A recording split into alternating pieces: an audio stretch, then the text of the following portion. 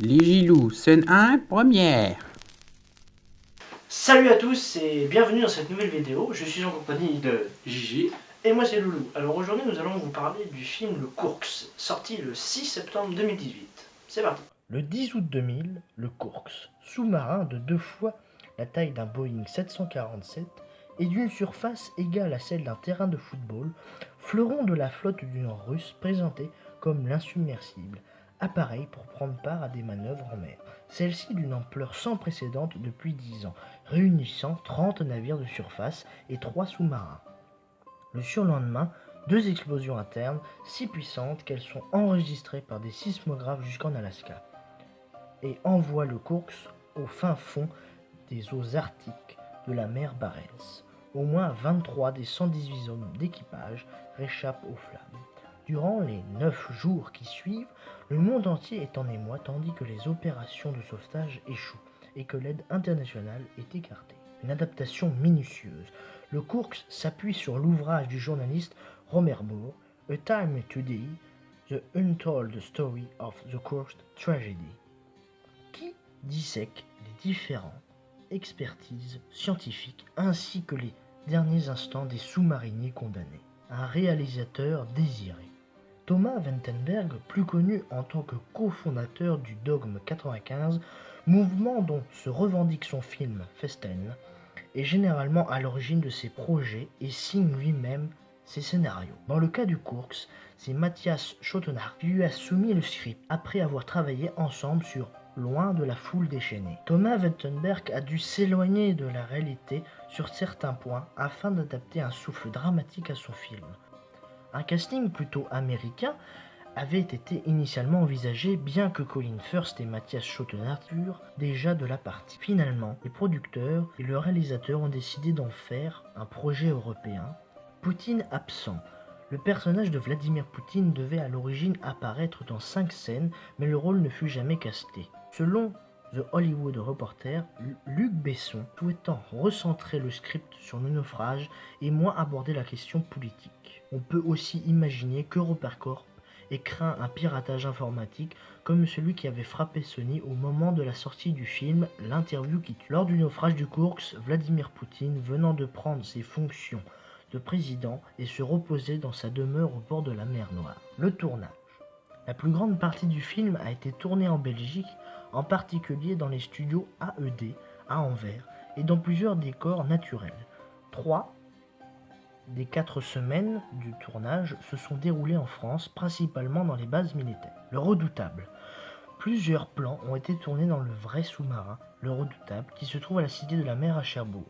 Celui-ci a surtout été utilisé dans les longues marches à travers les différents compartiments du Kourks. Ma partie présentation est terminée. Je vous laisse en compagnie de Gigi et Loulou pour leurs avis. Merci.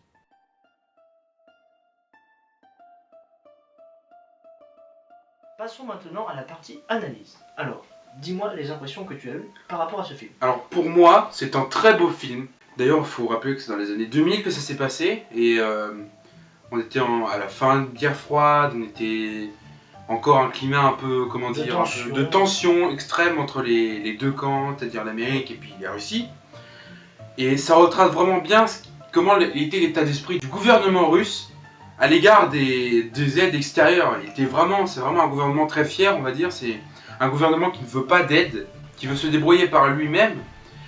Et malheureusement, pendant le sauvetage du Kourks, ils vont très vite se rendre compte que malheureusement, il va se passer des choses qu'ils n'avaient pas prévues. Et malheureusement, ils se sont pris beaucoup trop au sérieux, on va dire. Le truc, c'est le sous-marin coule à cause d'une explosion. Et vous avez un petit sous-marin de sauvetage électrique qui déjà est très très mal entretenu. Et si vous voulez, vous avez un joint qui se colle à la paroi pour la porte et comme ça il fait un vide d'air et puis les sous-marins, les gens qui sont dans le sous-marin peuvent sortir et rentrer dans le petit sous-marin et remonter. Sauf que le problème qu'il y a, c'est que ce joint-là est tellement fatigué qu'en fait il n'est plus étanche. Voilà. Les batteries sont usées, il n'y a plus de recharge, les recharges durent 12 heures. Il y a en fait plus le film avance en fait, et ça s'est vraiment passé, c'est qu'en fait ils ont mis du temps vraiment à trouver leur truc, à ramener les bateaux. Ils ont mis du temps à accepter l'aide du monde entier, parce que tout le monde a dépêché des navires dans la mer du Nord pour aider les Russes. Voilà. La France par exemple, la Voilà. Suède, l'Amérique bien évidemment. Voilà, donc dans le film, c'est les Anglais avec l'aide des Hollandais, voilà, qui nous permettent de voir un autre point de vue. Et Colin Firth, qui fait un commandant de bord de navire, présente son aide aux Russes, mais les Russes font une réunion entre eux, voilà, et ils n'arrivent pas à se mettre d'accord, et ils disent oui, on vous donnera en temps et en heure, vous inquiétez pas, gna gna, mais en fait ils laissent tourner l'horloge, et finalement les pauvres marins meurent noyés dans le sous-marin. Et d'ailleurs c'est ça qui est très marquant dans le film, c'est que on croit toujours oui mais s'inquiète pas, ils vont survivre. Et puis à chaque fois il y a toujours une petite flamme qui nous dit mais non mais ils vont survivre, tout ça, ils vont réussir à s'en sortir, le sous-marin va forcément finir par marcher. Et malheureusement non, ils grillent leur joker à chaque fois, tout le temps. Il y a au moins des milliards de possibilités pour qu'ils les sauvent, mais voilà, de toute façon... c'est la Russie quoi. Voilà. C'est comme le fameux truc d'Édipe, voilà. C'est exactement la même chose.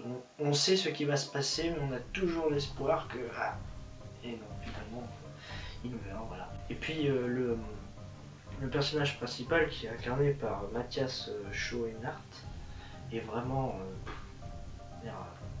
waouh, il est vraiment poignant. Après, je vous ai dit Léa Seydoux qui est sa femme.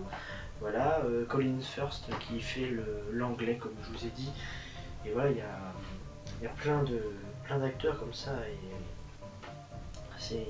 c'est vraiment très impressionnant et ce film est marquant. Voilà. Donc un film à voir, je vous le conseille à voir. Là, bon, c'est pas très gai, hein, mais bon, il est à voir et ça permet aussi un enrichissement personnel sur de l'histoire qui est pas si lointaine que ça.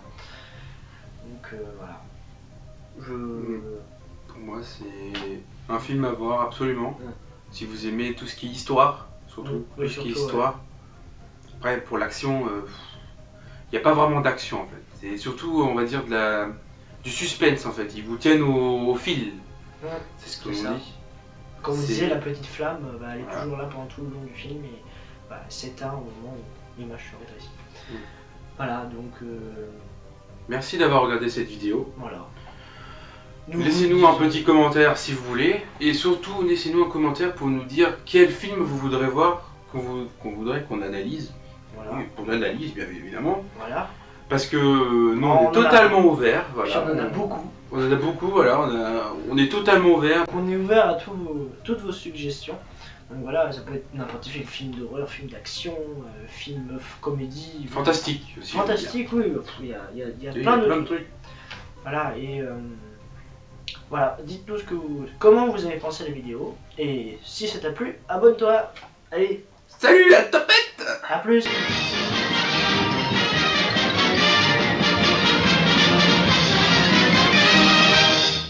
C'est pas fini. Et c'est pas fini. Et c'est pas fini. В саду ягода, малинка, малинка моя.